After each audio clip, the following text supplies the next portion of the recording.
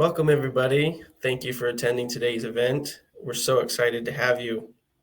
Today, we're going to be talking with Shelley Wigley, the author of Crisis Communication, Anticipate, Navigate, Mitigate. She'll be diving deep into the courseware and what it contains. We'll also touch on briefly the simulation that we'll be pairing with it. We're so excited to have her. Before we get into that, I want to bring up a few things. ProfCon 2022, we have a huge conference that has 1,000 plus professors that will be joining, and you'll get to learn from many of your colleagues who are professors, authors, some industry experts about marketing and communications. So we'd love to have you there. I am going to also touch on the simulation that we'll be pairing with her courseware. The simulation consists of multiple rounds, each with a scenario and assignments to complete. You'll access assignments within each round via the menu on the left of your screen. In each round, you'll receive a video introduction from your supervisor. Each of these videos will give you an overview of your tasks in the given round. You'll also receive memos from your supervisor, which will provide additional information and material to help you complete your tasks. Memos will be provided in the inbox accessed via the menu on the left of your screen. Memos accumulate in your inbox, so you can refer back to the memos in earlier rounds whenever you need to. If material emailed to you by your supervisor or presented to you in a given round is needed in later rounds, it will become available to you in those later rounds via the Resources button in the bottom right of your screen. Occasionally, an assignment will come with important material to help you successfully complete the task. After you've finished all of the assignments in a round, submit the round's work by clicking Run Simulation. After submitting, you'll be directed to the Results panel. Here, you'll receive feedback and results for your work. Information in the Results panel will help you gauge your performance and improve your efforts in future rounds. You can review your results at any time by clicking the Results button in the top left of your screen. Moving forward, take time to become familiar with the features of the simulation and remember to read instructions carefully. And please enjoy your experience as an employee at Julian Communications Agency. Have fun with the simulation and good luck. So just before we get into Shelley's part of the presentation, if you have interest in learning more about the simulation, you can schedule a demo and go through it with one of our course consultants. Shelley was heavily involved in creating this simulation and determining how to best help students practice crisis communications, especially when dealing with the media, which is something very unique and awesome to her book. So just before we get into it, I'm going to give her a quick bio and introduction. Shelley is an associate professor in the Department of Communication at the University of Texas at Arlington, where she teaches graduate courses in persuasion and crisis communication and undergraduate courses in public relations. She has more than a decade of professional public relations experience that includes media training, media relations, and crisis preparation, as well as experience as both a newspaper and broadcast journalist. Her research interests focus on crisis communication, media relations, and social media. She is an author, a co-author of 23 published journal articles and 3 book chapters. Now, I'm sure you guys really just want to hear from Shelley, so I'm going to go ahead and turn the time over to her. Thank you so much, Chandler. I appreciate it. It has been such an honor and just so great to work with everyone at Stukent. So thank you for giving me this opportunity. I'm very excited about this courseware and I can't wait to share with you. So let's get started. So as Chandler mentioned, the title of the book is Crisis Communication, Anticipate, Navigate, Mitigate. And that's based on the 3 stages that I see crisis occurring in. And I liked those words, but I'm going to get into this a little later. But I like those words because they're action oriented. And I think that's really important, that both what you communicate, but also that you back it up. That's one thing that we teach in public relations, and one thing that I think is extremely important when you're handling a crisis. So of course, this is the courseware launch, June 2022. Chandler gave you some great background about me. I want to delve in just a little bit further. I actually started out as I was an undergrad in broadcast journalism, and that's what I thought I wanted to do, was go into television. And then my senior year of college, I had second thoughts. I had done some internships and had written for a community newspaper for about 2.5 years. And I decided maybe I wanted to go into public relations. And so I used what I knew about the media and my media skills to get a job in public relations, first working at a nonprofit, and then I worked for several government agencies. So I have that background and experience both as a reporter. I worked for both TV station and newspaper, and also working in media relations. That was primarily my job as far as PR when I worked in nonprofit and government as well. So I've been teaching for 20 years, which is kind of hard to believe. I teach primarily public relations classes, intro to PR campaigns, crisis communication, persuasion, social media. So that's kind of just my teaching background. And then, as Chandler mentioned, my research interests are primarily crisis communication, media relations, and social media. So why this courseware?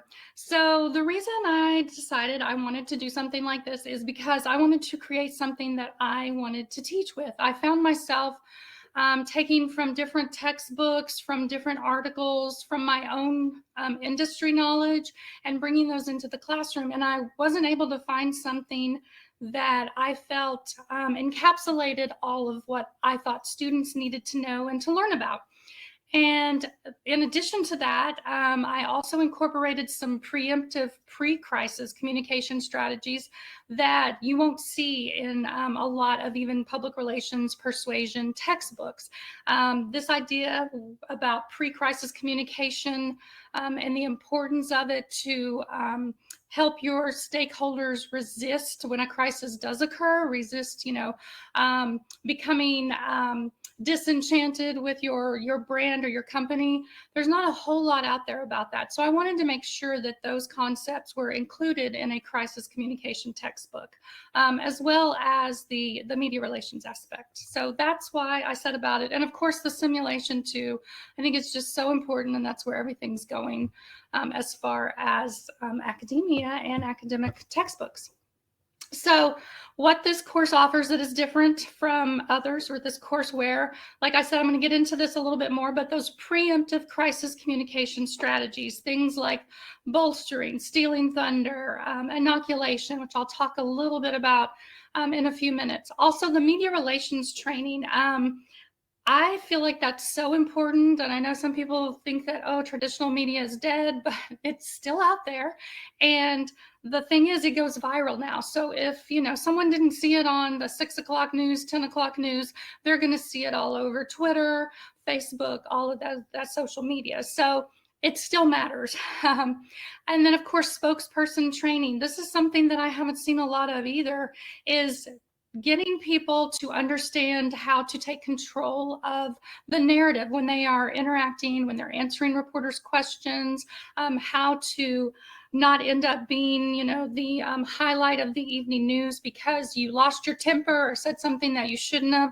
And so I have a whole chapter on developing key messages, how to bridge to those key messages, how to handle difficult questions from reporters, because during a crisis, you're going to get really tough questions, and you have to be prepared to handle those in a way that's satisfactory, that makes your company look okay, your brand, but then also satisfies the media because they're trying to do a job. So I also have lots of current case studies. There'll be annual updates to this courseware, which I think is awesome. And then, of course, the Mimic Crisis Communication Simulation. So as far as the course objectives, I want students to be able to identify the difference between a reputational crisis and an organizational crisis. Not all crises are created equal, and they need to understand that, and how you approach them differently. Discuss ethical approaches to crisis communication. What I've seen in the textbooks I have looked at and I'm familiar with is that crisis seems to be something that's, no, I don't want to say an afterthought, but usually in the back of the textbook.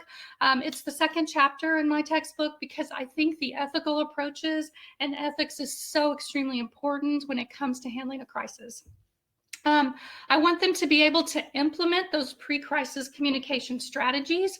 There is both anecdotal and research-based evidence that shows that these pre-crisis communication strategies do help protect stakeholder attitudes when a crisis occurs.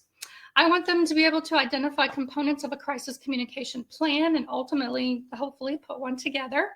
Develop key messages for media interviews, as I stated earlier. Effectively answer reporters' questions. I teach them about all of the tricky questions as far as hypothetical questions, unacceptable alternatives, the loaded question, and how they can effectively answer the reporters' questions while also making sure that they are having putting their best foot forward for whatever they're representing, it be an organization, a celebrity, etc.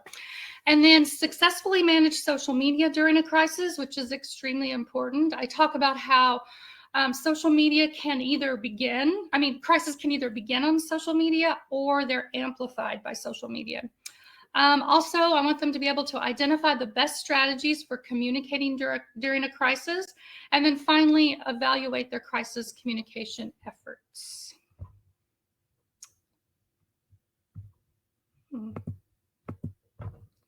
Okay, so this is the table of contents. There are 14 chapters. And the introduction, we basically just jump in talking about what is a crisis. That's where I get into, reputational crisis versus an organizational crisis and so forth. Then crisis ethics, again, very important. And I think if you put that at the front, at the beginning of the course, that it helps students understand what comes next. I know a lot of people think that PR people and, if you work in public relations or crisis communication, that you have no ethics. And unfortunately, we see that play out a lot in the media, in real life, in TV programs, in movies, but that's not how we teach it, and that's not how it should be practiced.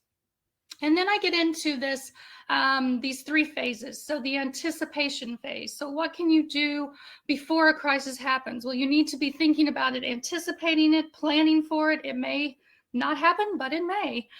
So chapter 3, that covers those preemptive crisis communication strategies that I was talking about. Chapter 4 deals with issues management, risk management. I also talk about risk communication. So scanning the environment, looking for things that could pop up and be issues that might eventually become crisis, or risk that might end up being crisis if you don't nip them in the bud and take care of them before they become those full-blown crises. Then we have, of course, the crisis communication plan. So I talk about that. There is an example that students can fill out. I also incorporate that into an assignment that I'm going to show here in a little bit. And then chapter 6 is spokesperson training. So, training people to speak to the media, your CEO, president, but then also making sure that other people on your crisis communication team, dependent on their area and expertise, that they can speak to the media if needed because of their technical expertise or just knowledge that they have.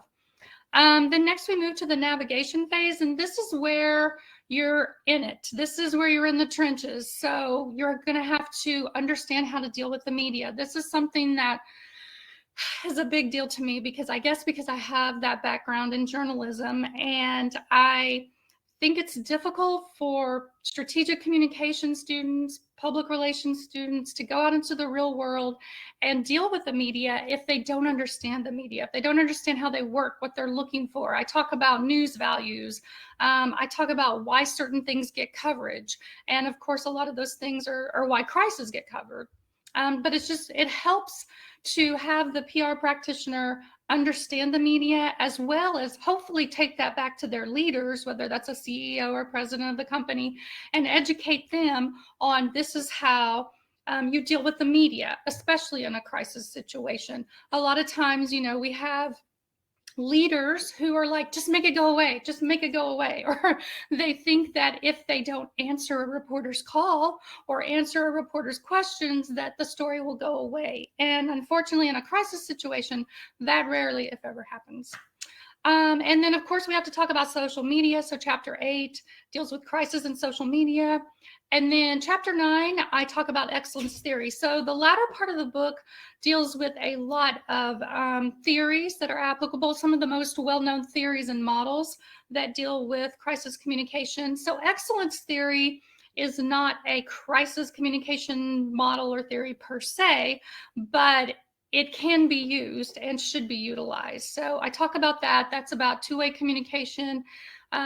Two-way symmetrical communication is ultimately what your goal should be if you want to practice effective public relations. Same thing with a crisis. You want to listen to your stakeholders, listen to the people that are most impacted by the crisis, and try to come to some kind of agreement, negotiation, understanding.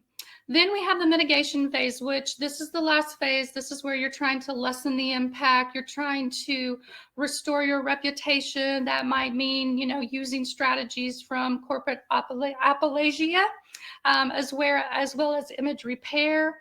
Then finally, we have situational crisis communication theory. Chapter 13 is discourse of renewal theory, which I love this theory, but I think sometimes when I teach it to my students or they learn about it, they're like, oh, this is so Pollyanna and it's all about the positive. And it's not that, it's more than that. And I go into some good examples on that. And then finally, Chapter 14 has to do with evaluation and evaluating your crisis efforts. Okay, so next, as far as the instructor resources, if you have used Stukent textbooks, courseware before, these will probably be very familiar to you, but obviously the digital textbook, a sample syllabus, current and real life case studies. That's one thing I really love is that, and I'll show you in a little bit, but some of the current event case studies that I've incorporated. There's lesson plans, there's auto-graded quizzes for each chapter. So I have 15 questions per chapter, true, false, multiple choice. There's a cumulative final exam that I put together. It has 50 questions, multiple choice, true, false. They are different questions than what's on the individual chapters. However, they do cover the same content. And then, of course, chapter lecture slides that we provide for you all, assignment selections, and of course, the simulation. Here's a sample syllabus. So I believe you're going to get this handout, but it just gives you an idea of how you might want to structure the course. I put in there assignments, how they might be weighted. And then you'll see on my right side, it'll be a suggested schedule to follow. So the course schedule, there's one that proposes 15 weeks and then one for 8 weeks. And those are there for you all to help you out to either take part of, some of, or use entirely on your own. And they will incorporate things like expert sessions and when those should be shown to students. I think there's a podcast, some assignments and other things for you to follow along, but then also your students as well. So as I said, each chapter has a lesson plan. And so it has ideas and topics for discussion and in-class activities. When I teach, I don't want students just sitting there and staring at me or staring at their phones. I really like engagement in the classroom. I want to hear what they're thinking. I think that's how the learning process works best. And so I have incorporated those into the lesson plans, also the chapter assignments. Then this is just an example of some of the courseware slides.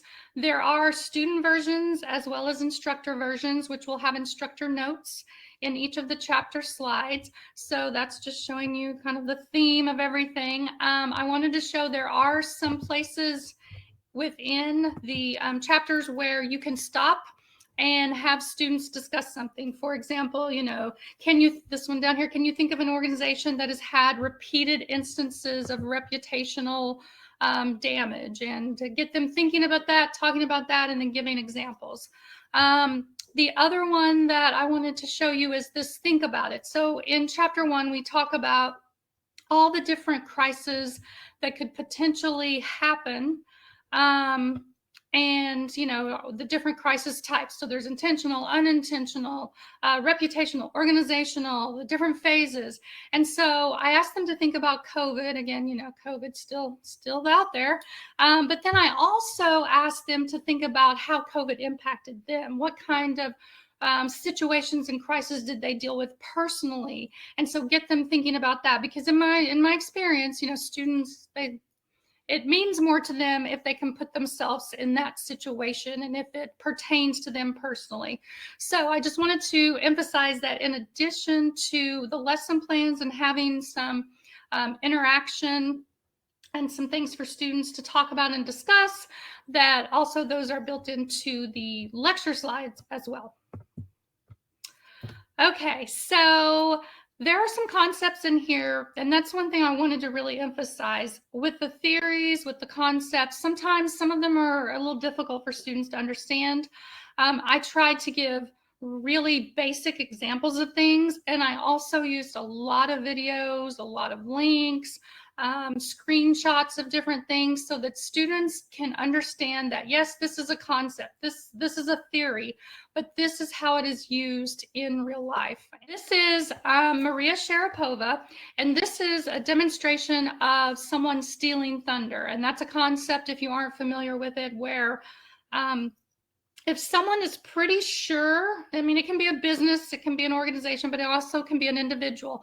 Someone's like pretty sure the media is about to come out with a negative story about them. They steal the thunder by announcing it themselves. David Letterman and his scandals with women that he apparently had affairs with on his show, he stole thunder. This is a more recent example with Maria Sharapova, but I'm going to play this. I wanted to let you know that a few days ago I received a letter from the ITF that I had failed the drug test at the Australian Open. I did fail the test, and I take full responsibility for it. For the past 10 years, I have been given a medicine called Notinat by my doctor, my family doctor. And a few days ago, after I received the ITF letter, I found out that it also has another name of meldonium, which I did not know. It's very important for you to understand that for 10 years, this medicine was not on WADA's ban list, and I had been legally taking the medicine for the past 10 years. But on January 1st, the rules have changed, and meldonium became a prohibited substance, which I had not known. I was given this medicine by my doctor for several health issues that I was having back in 2006. I was getting sick a lot. I was getting the flu every couple of months. I had irregular EKG results, as well as indications of diabetes with the family. Okay, I'm going to stop that now. Let's see. But there you get an example of someone actually stealing thunder. Again, this has to be very strategic. Obviously, this is not telling you to go out and tell all your dirty laundry, that anything bad you've ever done. But if you are hearing rumblings that the media is snooping around, that they're asking questions, or if you are involved in some kind of like court case or something that is going to become public, Open Records Acts, those kinds of things, then this is definitely a strategy you want to use, because research has shown that both the amount of coverage that one receives when one steals thunder and the tone of the coverage, the amount is less and the tone of the coverage is more positive, less negative with someone who steals thunder. So that's a strategy, but again, I like to give students examples of what that looks like in real life. Another one that I want to show you, this is real quick, this is just an advertisement. So one of the pre-crisis communication strategies that I also talk about is inoculation. And it's just like the vaccine. So the idea is that in a crisis communication standpoint is that you want to give your stakeholders or people that support your company, you want to make weak arguments against yourself and then refute those, so that when an attack does come from the other side or when a crisis happens, your stakeholders have these arguments and these refutations and a way to fight back, so they get a little bit of their attitudes being attacked, and then they also get a way to fight back with those attitudes within their mind. And the idea is that you retain them as stakeholders or people that support your company, your brand, etc. I go into much more detail in the book. I give explicit examples, both like in a script. There's a podcast that links to a former colleague of mine where he talks about inoculation.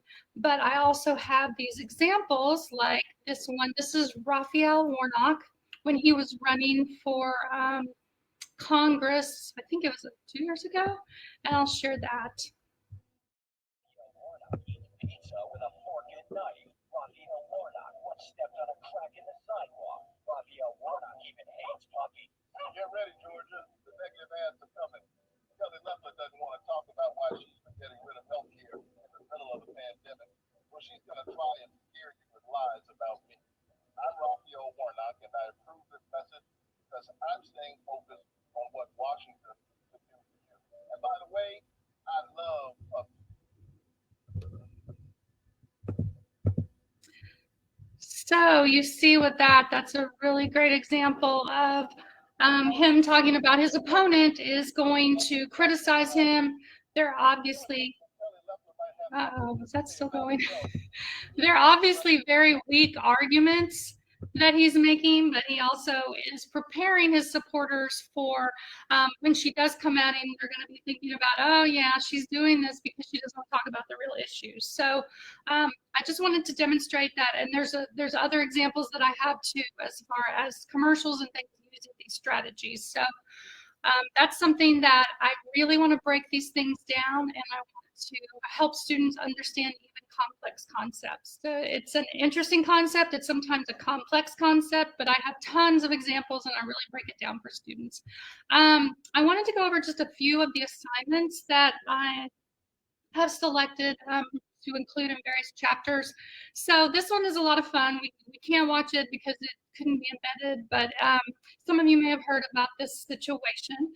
This is from the first chapter that really gets students thinking about what's a crisis, what kind of crisis, and all of that. But this is a girl, her name's Gracie. She applied for a job at Ava Lane Boutique somewhere in Michigan, and she got an email from one of the owners, the co-owner, but it was meant for his wife, who was also the owner. So it wasn't supposed to go to Gracie, who applied for the job, came in. It was supposed to go to his wife, and it said, "Are you sure you want me to hire this girl? She's, right out of college, and she's not that cute." So Gracie went on to TikTok and told the world about what happened. And it blew up. And of course, there were people that were going and leaving terrible Google reviews for them and driving down their rating and, harassing this boutique, basically. And so it's just a way to get, especially younger students involved, something that happens on TikTok, they're all about TikTok, but also gets them thinking about the type of crisis and then analyzing the boutique owner's response, because the owner does respond. So in this assignment, there's a lot more questions and things that they have to address, but they get this video and they also get links to a news article about what happened. This is for the last chapter of the textbook. So this is a crisis evaluation assignment. I don't know how many of you all are familiar with PNC Bank, but they took over BBVA Compass, or BBVA Bank, several months ago. It was in the fall, and it did not go well. I know, because I was one of those customers. There were several people that were not several, there were quite a few people that were locked out of their accounts for several days, sometimes even weeks. This cowboy right here was very unhappy. This was covered in the Dallas Morning News, and he couldn't get into his account for weeks and weeks. And their customer service was terrible.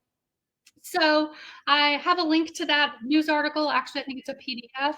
And so ask students, once they learn about how to evaluate a crisis situation, to go back based on that article and other information that they find online, news coverage, tweets, etc., what PNC should evaluate, what they should, how they should do better next time as well. So that's an example of that one. I think I have two more here. This is a social media assignment. I think you all are gonna be able to download this if you want. So in the chapter on social media, we talk about the importance of being present on social media. It's very important, just like with the media. You want your voice heard because the media can do stories without you. Well, with social media, people are going to talk about you. They just are. And you need to know what's going on social media, and you need to be addressing it. But what's interesting is that, I don't know if many of you are familiar with Lush Cosmetics. I love Lush Cosmetics. They made an announcement. They started in Britain, I believe. And they made an announcement last fall that they were going to leave certain social media platforms until they became nicer and a safer space for people to be. So they logged off of Facebook, Instagram, Snapchat, and TikTok. For some weird reason, they're still on Twitter. I don't understand the reasoning for that, but they think Twitter's a safe space. But they're still on Twitter, Pinterest, YouTube, and one other that is, LinkedIn. And so I thought it was interesting, based on what we teach all the time in social media and this chapter as well, to ask students what they think about this. So the assignment includes questions like, how would you advise Lush to handle these platforms it will no longer be present on? Should they completely ignore them? Should they have someone just monitoring even though they're not present there?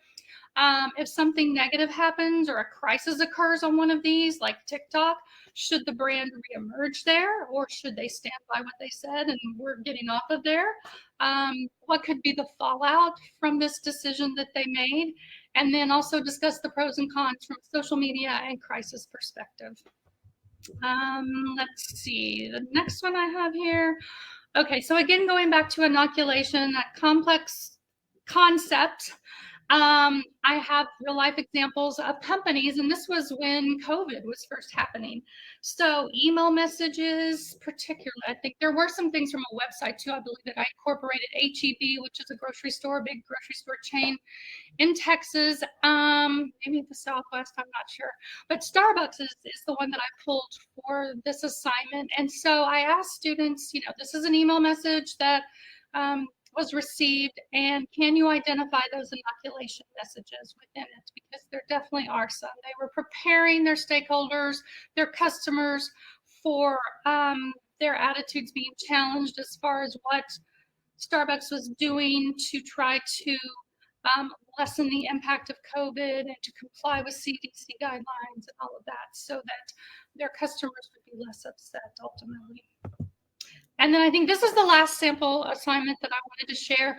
So there is the CCP Crisis Communication Plan template that I put together. Actually, Stukent, they made it pretty. And it's got some fillable spaces within it.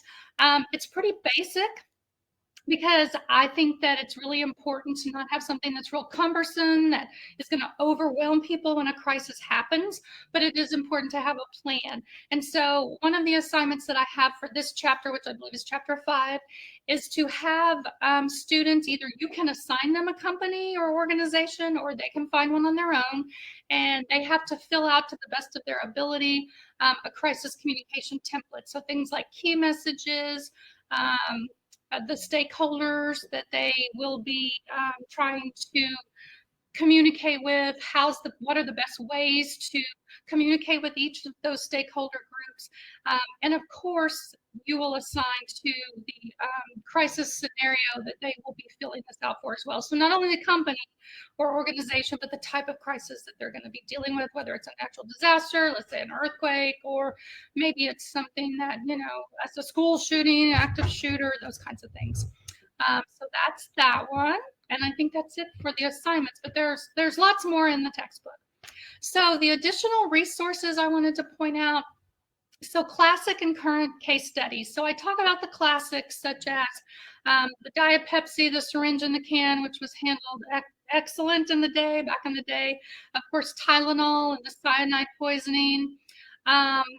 BP at this point and the Gulf oil spill, I think it's been long enough that could probably be called a classic. But I also incorporate things that have happened very recently. So talking about Astro World and the Travis Scott tragedy that happened where several people died at one of his concerts, and many more were injured. The Will Smith, the Oscar slap heard around the world. Burger King, they had a social media post with several months ago about women belong in the kitchen, and then people were supposed to follow it, and that they really meant, hey, we're offering scholarships and trying to get more women into our kitchens, but they handled it poorly.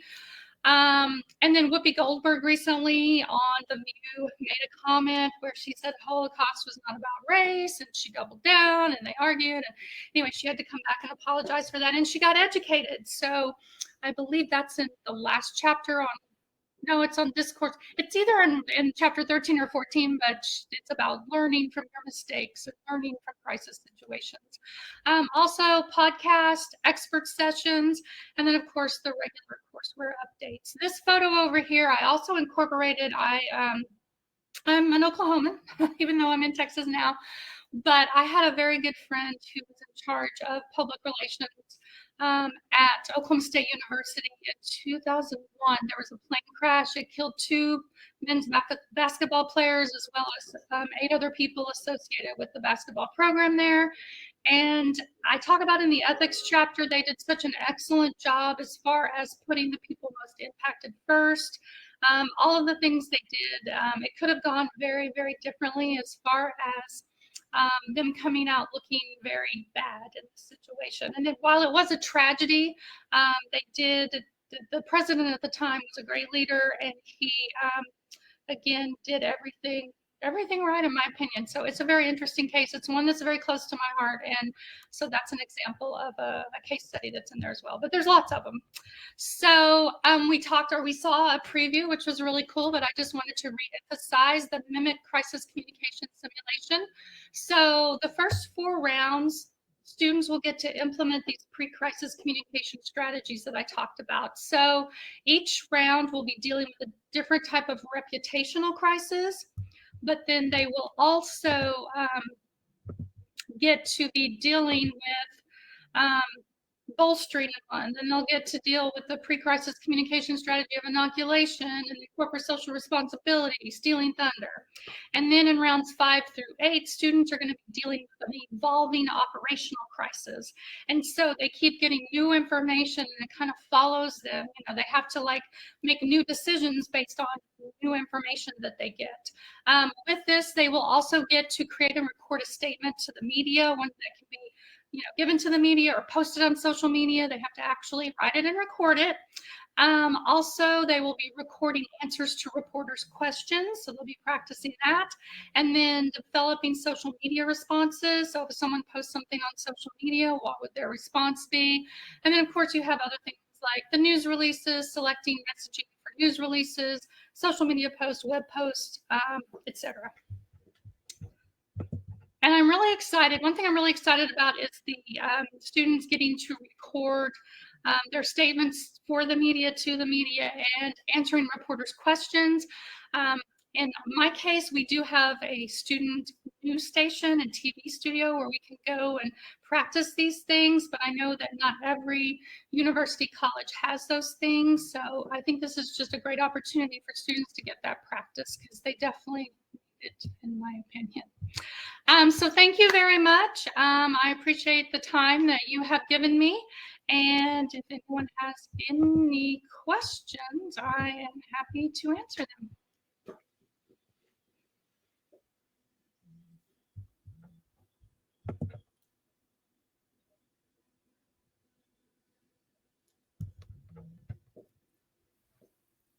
All right. So let's see. We've got one question so far. Let's see. Can you explain more how the simulations are graded?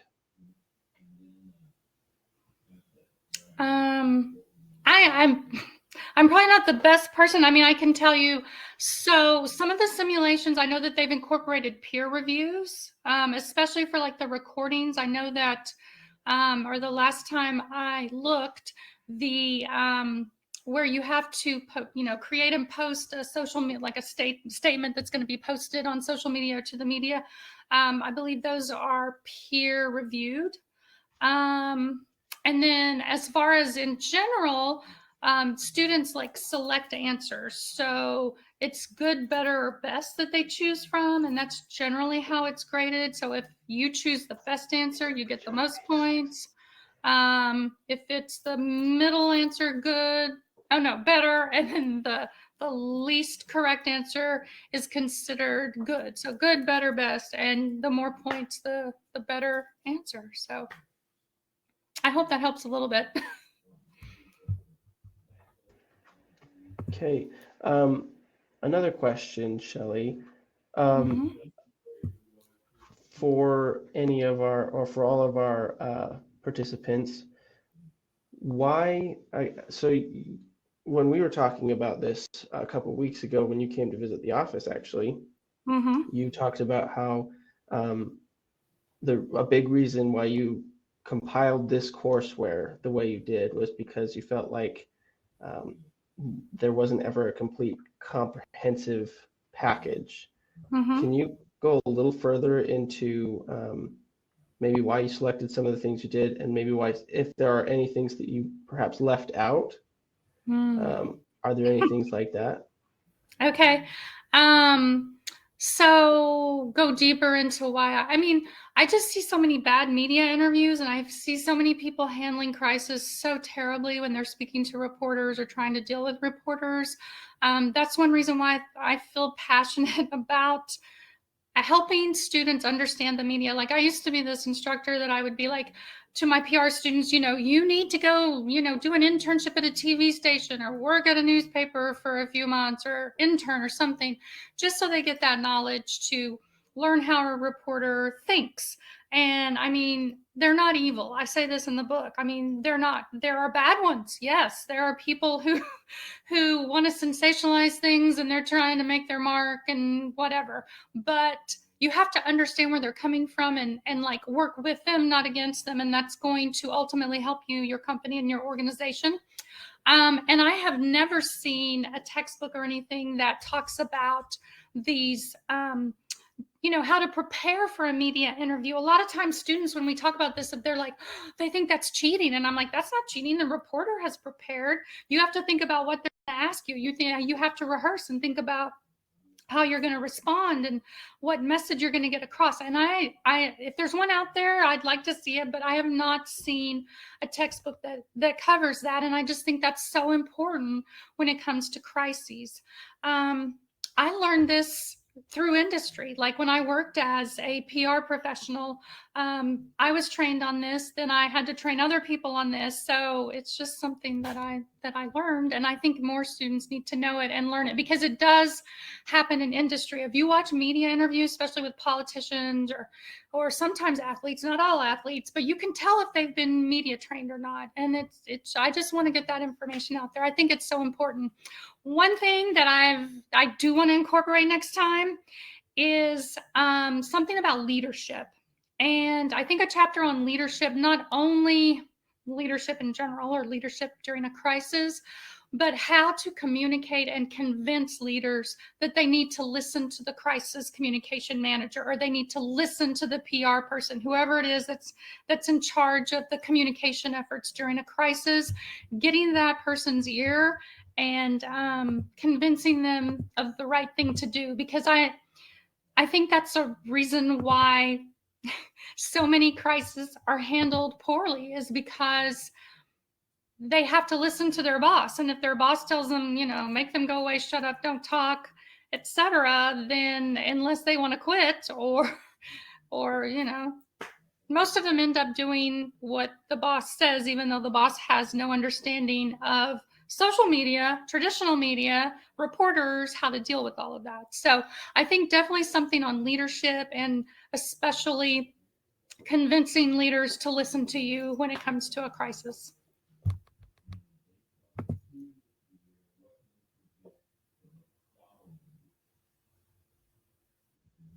Another question from Colin. Shelley, what is your view of decentralized communication during a crisis against a centralized approach from a head office that is far removed from what is happening on the ground doing the communication? Okay, personally, I think you need to be on the ground. There needs to be someone on the ground. I think if you are far removed, that's why I'm all big about showing your face. We talk about who should be the best spokesperson, the CEO, the president of the company. They need to show their face, even if they just express how sad they are about what happened, or empathy and sympathy for the victims. That's another thing I talk about. That doesn't mean you're admitting guilt. You didn't say, we're guilty, we did it. But you can still express sympathy for something bad that happened without taking responsibility. But I think someone needs to be there on the ground. If you want to have someone also like in a head office too, then they need to be communicating. I talk in the textbook about speaking with one voice, because depending on the crisis situation, and most times I would say you can't have a single spokesperson, because different people have different knowledge and expertise based on, technical aspects, or their jobs or their positions, but they all need to be on the same page and make sure that they are communicating with one voice. And so whether you have someone at the central office, and it shouldn't be just the central office, you need to be where that is happening. You have to be on the ground. They can communicate, but they need to speak with one voice. And yeah, I'm all about show your face, because it shows that you care. You ultimately care. If you're not there and you're in like some corporate office building somewhere and there's something happening in some small town somewhere that's tragic and horrible, you need to show up and care. Oh, Uvalde. Wow, here we go. Another one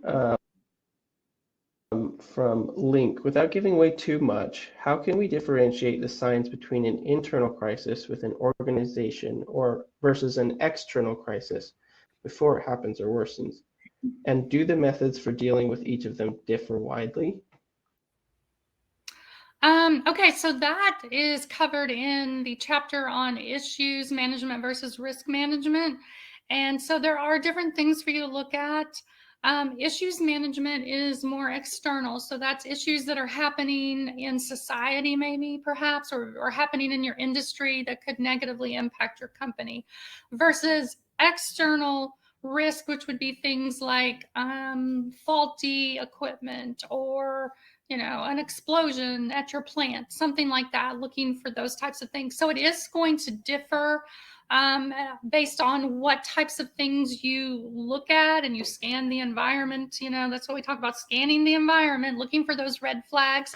And I cover that in that chapter about the different things that you need to look for and the different areas you need to be looking at in order to identify those risks before they become full-blown crisis, hopefully. The best crisis is one that never happens, but sometimes they just do. So even best efforts, you can't stop, nature, or if there's something that happens, a hurricane, but then that can turn into a reputational crisis for you if you mishandle it. Like, for example, I saw someone, Anne, I guess, talking about the Uvalde school shooting, which was tragic, horrible. And I mentioned this in one of the instructor slides, I think, that I just completed. But, they're not to blame for the shooting. They're not to blame. I mean, there was a crazy guy and there are whatever you think about that. But what they're getting pummeled on is the miscommunication and how their story keeps changing. And so therefore they lose credibility, and no one can believe what they say now. And too many people are talking. It's been terrible. I mean, it's been a tragedy, but then also the way it's been handled from a communication standpoint is a tragedy in itself. So, or a global pandemic. I talk about the COVID-19. There's so many great examples. You'll see lots of examples in the textbook about that. So. Okay, it looks like we have 2 more questions. So, and we're running a little low on time, so we'll try and get to them if we can. The next one from Colin again. The course puts a lot of emphasis on the private sector. How can communicators in the public sector with its unique characteristics benefit from it, or is there a need for a course aimed at the public sector? I don't know. That might be something to look at. Maybe an additional chapter next time or something. But I mean, I think ultimately a lot of the things that I talk about in here can be applied to, you know, any sector. I mean, especially the ethical components, the dealing with the media. You know, I talk about organizations a lot, but I also have examples of individuals, celebrities, athletes in crisis. So I think a lot of these, even though there's put a lot of pressure or a lot of emphasis, on the private sector, I think these are things that can definitely be implemented, for the public sector as well. All right, let's see. One more we'll try and get to. Anne asked the Uvalde shooting, a school shooting, several layers of how not to manage a crisis. The emphasis on media training would go a long way. She wants you to see if you can look at Fred Garcia's The Agony of Decision. I will do that. Thank you. Leadership. Okay, I guess that's awesome. not really a question, more of a comment. No, I appreciate that though. Thank you so much. Yeah, definitely. Okay, so that pretty much brings us to a conclusion. We'd like to again remind you that ProfCon, you can see more. We'll be doing a further explanation and introduction of the simulation that we'll be pairing with this. And I've got to be honest, Shelley's courseware it covers so much about everything that they'll need, and the simulation just amplifies it. I've personally gone through a little bit of it, and I can see that it places students in the frame of mind that they're experiencing the pressure of a crisis without, worrying that they're going to lose their jobs. So it really provides an incredible experience for them to learn how to actually not just gain the knowledge, but apply it. So I really highly recommend you look at both. In fact, you can get complimentary access and schedule a demo as well, and go through both of those with one of our course consultants. So I think that is all for today. So thank you so much for all of you for joining. Thank you, Shelley, for taking the time to delve deep into this. We really appreciate you and all of your expertise and knowledge. So thank you. Thank you for the feedback, everyone, the suggestions. Love it. Thank you. All right. We'll hope to see you guys at ProfCon. Thanks for coming today.